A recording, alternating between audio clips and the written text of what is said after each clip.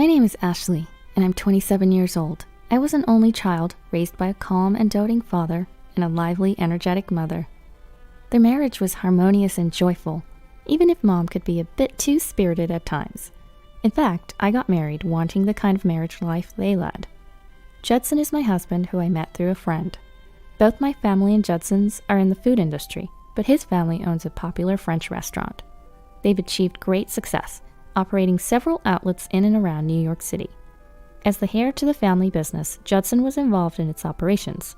While we were dating, his anecdotes about the restaurant and his ambitions were entertaining.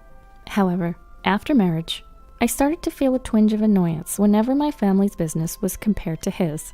Running a famous restaurant is tough, unlike your family's business, which seems like it's about to go under. Arguing back was exhausting. My family's restaurant was not on the brink of closure, and if I may say so, it was not Judson who was sustaining his family's business. It was Todd. Todd was Judson's cousin from his mother's side. Orphaned as a child, he was taken in by Judson's family. Judson initially referred to Todd as a brother, but in reality, he treated him like a slave. The reason Judson's family business didn't fail was thanks to Todd's competence and his mother. Observing their family business as a daughter-in-law, it was clear that my father-in-law and Judson were simply arrogant. Without Todd and my mother-in-law, Judson's family business would undoubtedly go bankrupt. Their attitudes towards Todd and my mother-in-law, who were the ones contributing, were arrogant. Judson's logic was that since he had saved Todd from being an orphan, it was only natural that Todd should repay the favor.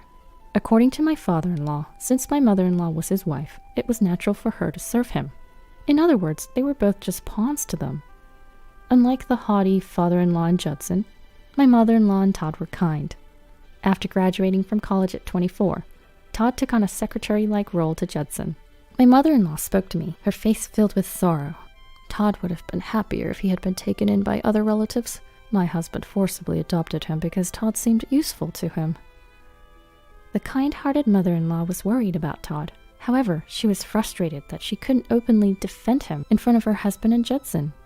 Despite being the heir, Judson was incompetent. That's why he found Todd's competence irritating and was harsh towards him.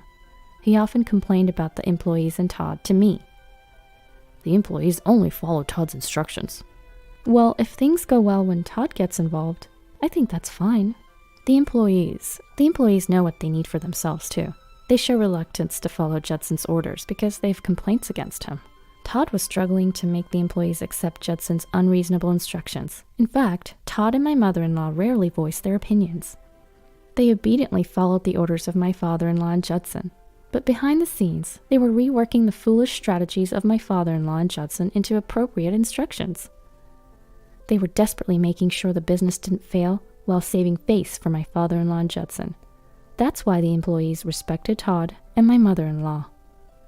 Since getting married, I've observed Judson, my in-laws, and Todd and came to a realization. My mother-in-law and Todd were wise and competent. They knew that insisting on their way would cause chaos around them. They were gaining the trust of the employees while preserving the dignity of my father-in-law and Judson. On the contrary, my father-in-law and Judson were ignorant and incompetent. They didn't realize that their positions were secured only thanks to the competent people around them. If they were a little smarter, they would cherish my mother-in-law and Todd. They believed they were more competent than anyone else because they were at the top. They looked down on those around them because they overestimated their own abilities. I once told my parents about this when I visited my hometown. My mother sat drinking her loaded potato soup. "Ashley, just get a divorce and come home." My father gave a bitter smile at my mother's active encouragement of my divorce. It was too soon to talk about divorce, as we hadn't even been married for half a year. I was disappointed in Judson and my father-in-law, but my mother-in-law and Todd were good people. I can't just easily get a divorce, I thought, giving a bitter smile. My dad gave a gentle nod, but my mom, sipping her second bowl of pizza soup, suggested, "Well, why don't you get a divorce, marry Todd, and come help us out at our pizza shop?" "Mom, don't say such weird things," I protested heatedly, to which my dad kindly asked, "Ashley, are you troubled about something?" I sighed at my dad's question. He's gentle but sharp. I gave up and began talking about my issues with Judson. Judson is really a handful. Judson looks down on me, seeing me as just a daughter of a shabby pizza shop owner. That alone is irritating, but there were more problems. Just because I talk with Todd, he suspects me of cheating. Neither Todd nor I have such feelings. Todd is basically a brother-in-law to me. When I discussed it with my mother-in-law, she gave a deep sigh. According to my mother-in-law, there's a female employee Judson was interested in the past. However, that woman admired and liked Todd. Judson, angered, came up with a random excuse and fired her. It may sound rude to you, Ashley, but Judson hates losing to Todd. It was not jealousy, but a distorted sense of competition. Therefore, Todd knows to keep his conversations with me to a minimum. I'm fed up with Judson's selfishness, but Todd, who works closely with me, must be even more exhausted. When I talked about Judson's troublesome personality, my mother made a dumbfounded face. What a petty man. He's too insecure. Don't you think so, honey? Yes, indeed. Talking with my mom and dad like this seemed to dissipate my gloomy mood. My mom has been spirited since she was a child, and my late grandfather had difficulty finding a suitable match for her. She was beautiful and a popular girl in town, but she was too energetic. Since she was the eldest daughter, her family needed a son-in-law to succeed her family business. The men my grandfather introduced to her shrank back from her overly energetic demeanor. My grandfather thought a gentle man would be suitable for his active daughter, and so the arrow pointed to my father. He was the son of my grandfather's close friend, well known for his gentleness and intelligence. When they had their first meeting, it was my mom who fell for my dad.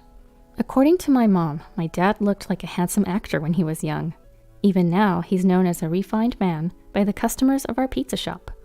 My dad, attracted to my mom's lively personality, decided to marry her.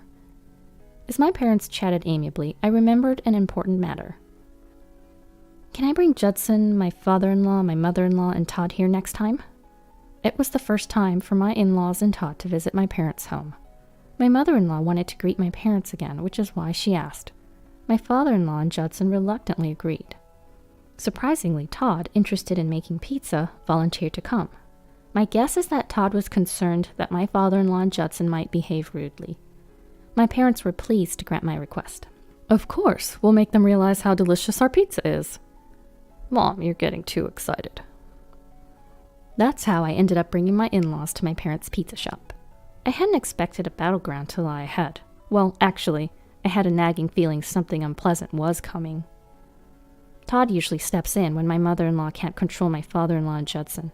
It was certain that a storm was brewing. And then, the day came when we all visited my parents' pizza shop. The moment Judson saw my family's pizza shop, he sneered. Still as old-fashioned as ever. It was fortunate that my mother wasn't present in that moment. If she had heard him, Judson would have been banned from our shop right there. As I ignored him and went into the shop, my mom was waiting cheerfully. Welcome, everyone. Long time no see, Judson. Ashley told me a lot about you. She didn't mean it in a good way, though, but I guess Judson didn't get her sarcasm. I don't know what Judson misunderstood, but he looked very flattered. My in-laws didn't get it, but it seemed that Todd did. He was smiling as if he understood the hidden meaning in my mom's words. It was rare for Todd to show his emotions. After my mother had greeted Judson and my in-laws, she turned to Todd. You're Todd, right? So tall and handsome, you look like a model. Overwhelmed by my mother's forcefulness, Todd showed a puzzled smile. Thank you. I'm looking forward to today. He shook her hand politely and headed towards the room where Todd and my in-laws were. My father was in the process of making pizza. When my mother tried to bring out some drinks and our popular side dishes, my father-in-law scoffed. Both the store and your mother are old and dirty. I was both angry and chilled. As I looked, my mom was preparing drinks right in front of me. To be honest, I was too terrified to look directly at my mother's face. As I swallowed my fear, I heard a menacing voice. Say that again? My normally cheerful mother's voice, laden with quiet anger, was terrifying. Even though my mother-in-law and Todd tried to stop him, my father-in-law spoke again. Both the store and the old woman running this place are filthy. I think I'm going to get food poisoning. My father-in-law's outrageous words were met with Judson's smirking agreement. My furious mother quietly put away the prepared drinks and brought out a 1-liter bottle of wine. She then sharply said to my father-in-law, Hey, if you don't want your head split open like a watermelon, get out. My father-in-law was taken aback by her forcefulness, but managed to get out a parting shot. Just like the daughter, the mother is also ugly. As my mother started to swing the 1-liter bottle, my father rushed to stop her. My father tried to defuse the situation with a smile, but it was too late. My father-in-law and Judson spat at the entrance of the shop and left. My mom tried to chase after them, but my father and I desperately held her back. "How dare you call me an old woman? Call me miss!" "Mom, that's not what you're supposed to be angry about." Well, everything he said did piss me off, too.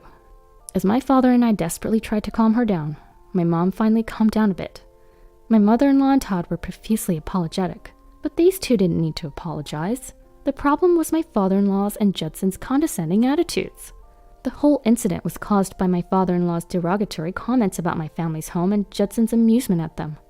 I, too, was seething with anger over the heartless insults. My mother-in-law, noticing my state, spoke to me. "Ashley, I'm really sorry. My husband and Judson, they won't change. You can consider divorce for your own sake." Todd seemed to agree and added his own opinion quietly. "Sis, these incidents will continue. It would be best if you distance yourself." Seeing the regretful expressions on my mother-in-law and Todd's faces, I was conflicted. I could divorce, but I felt sorry for my mother-in-law and Todd. While my father and I were at a loss, my mother spoke up bluntly. "You two don't seem happy, especially Todd. You can leave whenever you want, right?" When my mother asked why he allowed himself to be used by a man like Judson, Todd looked at my mother-in-law. "I'm concerned about my aunt. I can't leave her after everything she's done for me." He felt no gratitude towards my father-in-law and Judson, but Todd was considerate of my mother-in-law. Additionally, he worried that if he left, the remaining employees would suffer due to the selfishness of my father-in-law and Judson. His concern for my mother-in-law and sense of responsibility were what held him back.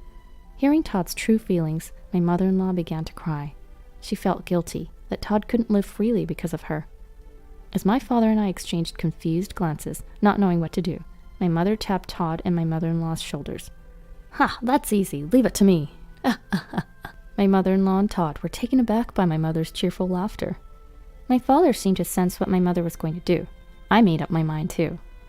After discussing what to do in the future, I returned home where Judson was waiting. The first thing I said to Judson was, "I'm cutting ties with your family." I declared our separation, unable to forgive my father-in-law's thoughtless words. Judson laughed scornfully, looking neither hurt nor bothered. He was a man incapable of contemplating an apology. "Huh, all right then, let's divorce." He insulted my family's pizza shop and seemed keen on divorce. I shoved the divorce papers I had prepared beforehand at him, and I gave him my final warning. "No matter what happens, don't come crying to me after our divorce." Judson, who didn't seem to understand the meaning, was nonchalant. "I'll pay you alimony, you poor pizza shop girl." I didn't need it, but I nodded so as not to arouse suspicion. And so just half a year later, Judson and I divorced. Excluding the presence of my mother-in-law and Todd, 80% of my life was stress. And with my father-in-law's thoughtless words, it became 100%. After the divorce, I returned to my parents' home. About a month later, my ex-father-in-law and ex-husband Judson came to me, pale-faced. "My wife and Todd are gone. They left divorce papers and a letter saying they were cutting ties with us." I told my ashen-faced ex-father-in-law. "How unfortunate. It's a late-life divorce, isn't it?" As I laughed, Judson, even more pale-faced, spoke up. "The employees who admired Todd quit. I got betrayed by my brother." As I was astounded by his selfish remarks, a chilly voice rang out. "Don't call me your brother only when it's convenient for you. I never considered you my brother." Suddenly, Todd appeared, causing my ex-father-in-law and Judson to be utterly shocked. Then, from the back, my former mother-in-law quietly emerged. While my ex-father-in-law and Judson were dumbfounded, my mother made a gallant appearance. "These two have been scouted by us, and also we've taken over your French restaurant."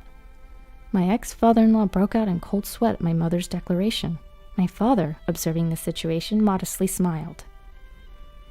"It's nothing like that. Running a pizza shop was merely my hobby. My wife's family owns a group of restaurants, and they were kind enough to accept me as their son-in-law." When he revealed the name of the company, my ex-father-in-law and Judson lost their footing, as they should have. Their restaurants were no match for the size of our company. There was a reason they had been running a pizza shop instead of being involved in the family business. A few years ago, my father had collapsed from overworking. Doctors suggested he should do something he enjoyed for his recovery. That's why my mother and I reopened this pizza shop my late grandfather used to run as a hobby. In other words, they just went undercover by running a pizza shop. During my parents' absence, their dedicated and skilled employees were running the company. My parents were actually overseeing their work while running the pizza shop. This was only possible because my parents were greatly admired by their staff. Under my mother's direction, our company took over the restaurant run by my ex-father-in-law and Judson. While they were complacent, the situation had changed. To the stunned ex-father-in-law and Judson, my father calmly said, "Based on what I've seen, I've judged that you both lack the abilities to manage a business. The employees have also voiced their concerns with your management skills, so we demand your resignation." Standing next to my father, who was gently issuing a terrifying announcement, my mother firmly said, "We're leaving the management of the French restaurant to Todd. Todd, you can do whatever you want with these two. Stew them, roast them, crush them, you name it." Ex-father-in-law Judson protested. "You can't do that without our approval." But it was futile. This was not just my parents' decision, but the will of all the employees who were upset with their boss, my ex-father-in-law and Judson. My ex-mother-in-law would now be in a supporting role for Todd, her nephew.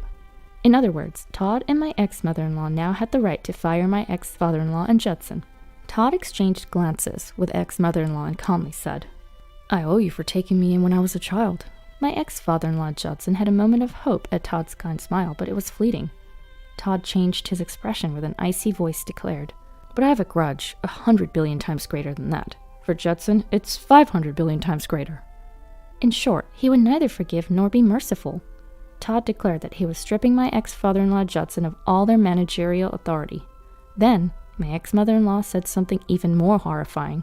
"I'd rather you vanish from my sight, but I'll keep you on as low-level workers." Watching this spectacle, I felt a deep realization. People like my mother, who readily express their emotions, are actually much more predictable. Of course, my mother has her limits, but knowing when she'll act on her anger helps me stay mentally prepared. The most frightening are people like my ex-mother-in-law and Todd, who take on a lot of crap until it reaches their limit and goes off. The fact that they can bear insensitive words and deeds is proof of their strong core and kindness. My short-sighted ex-father-in-law and Judson had underestimated these two, and the situation had turned for the worst. It wasn't just the divorce with me, they had lost valuable human resources. Foolish people take for granted that kind people will forgive whatever they do. As a result, those who've reached their limit of patience have revolted, deemed unfit as managers, being turned away even by their close relatives. My ex-father-in-law and Judson were ousted. Working under Todd was humiliating for Judson, and he started crying.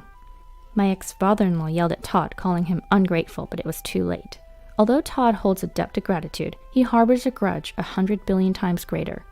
Watching my ex-father-in-law Judson slink away in retreat, I said, "The mouth is indeed the gate of the evil." At my words, my father smiled. "Angering your mother was the end of their luck." As I observed my softly smiling father, I thought, it was him who went off, though. My father is a devoted husband to my mother, a man who would not hesitate to bring ruin upon those who dared to insult his beloved wife, all with a smile on his face. Afterward, my ex-father-in-law Judson disappeared, having received some severance pay. It must have been humiliating for them to work under my ex-mother-in-law and Todd's surveillance. Although they should have quit, they used their severance pay to start a new business, which ultimately failed. The French restaurant was actually expanded by my ex-father-in-law's parents. My ex-father-in-law never had the skills to expand his business. Now, my ex-mother-in-law and Todd are managing the French restaurant entrusted to them. They were excellent managers who gained the trust of their employees. Todd, always quiet, had gradually become more comfortable with expressing his emotions. After telling my parents that I wanted to enjoy working in the pizza restaurant for a bit longer, I continued to work in the food service industry, something I've done since before I was married. I worked together with my colleagues who I had known for some time.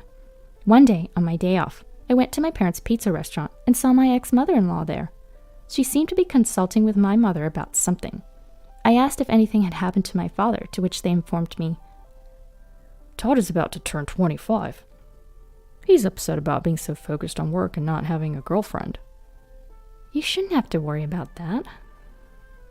I sighed, but then heard my mother's lively voice. "There are countless girls who would want to marry a handsome and good man like Todd." I realized, then, that my mother was enthusiastic about introducing him to potential marriage prospects. But Todd might already have someone in mind. I was worried that they were being too forceful by arranging a meeting without asking him first. When I appealed to my father about it, he just smiled. Then I heard my mother calling me. Looking at my face, she smirked. You've been listening to our conversation, right? Yes, I was, but Mom, you can't just set up a marriage meeting without asking Todd first. When I desperately objected, both my ex-mother-in-law and my mother laughed together. Feeling perplexed and unsure about what was happening, my ex-mother-in-law told me, "We know who Todd likes, but he just can't seem to say it himself." Then my mother continued, "Todd said he likes you, Ashley, but because you're like his sister-in-law, he feels hesitant." I was shocked because I hadn't noticed Todd's feelings. He's the type to keep things to himself, so much that I was completely unaware. Even though I thought he was a wonderful man, I didn't immediately feel any romantic feelings for him.